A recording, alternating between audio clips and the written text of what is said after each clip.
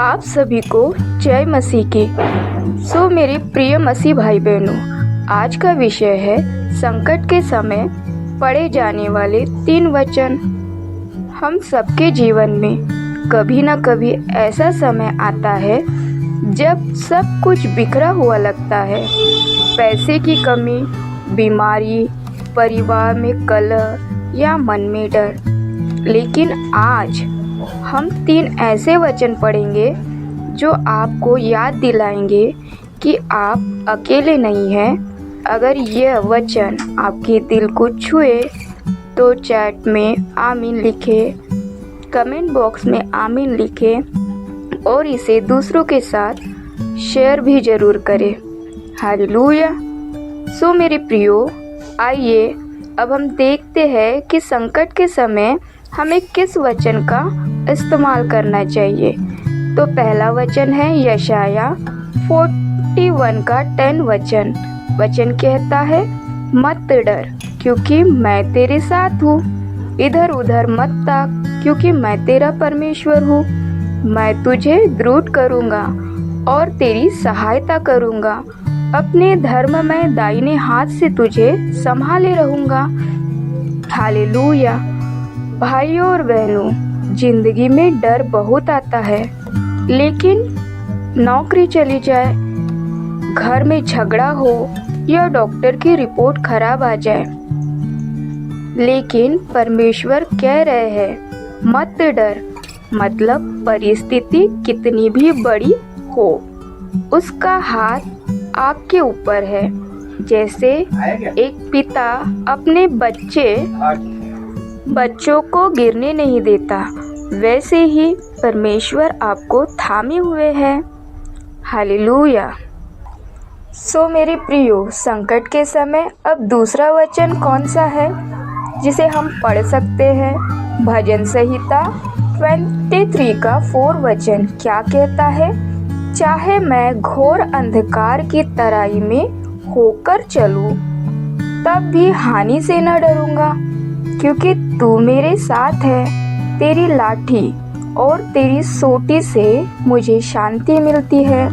Hallelujah. कभी कभी लगता है कि चारों तरफ अंधेरा है, कोई रास्ता नहीं दिख रहा। जैसे कोई अकेला रात में सुनसान सड़क पर चल रहा हो, वैसे ही मन में डर होता है। लेकिन जब हमें पता हो कि कोई हमारे साथ चल रहा है तो डर खत्म हो जाता है। यही काम परमेश्वर करता है। वह आपके साथ चलता है और आपको सुरक्षित रखता है। हालेलुया। मेरे प्रियो, डर के समय हम तीसरा वचन कौन सा इस्तेमाल कर सकते हैं? आइए जानते हैं।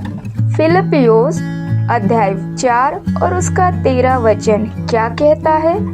जो मुझे सामर्थ देता है, उसमें मैं सब कुछ कर सकता हूँ।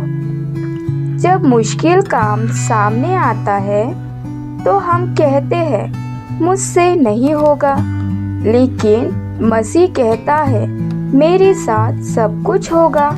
जैसे बच्चा साइकिल चलाना सीखते समय गिरने से डरता है, लेकिन पिता पकड़कर साथ चलता है, तब बच्चा आत्मविश्वास से भर जाता है। वैसे ही यीशु हमें सामर्थ देते हैं। हालेलुया। मेरे प्रियो, मैं विश्वास करती हूँ आपने इन वचन से बहुत कुछ सीखा है। आपको अच्छी रीति से समझ में भी आ गया है।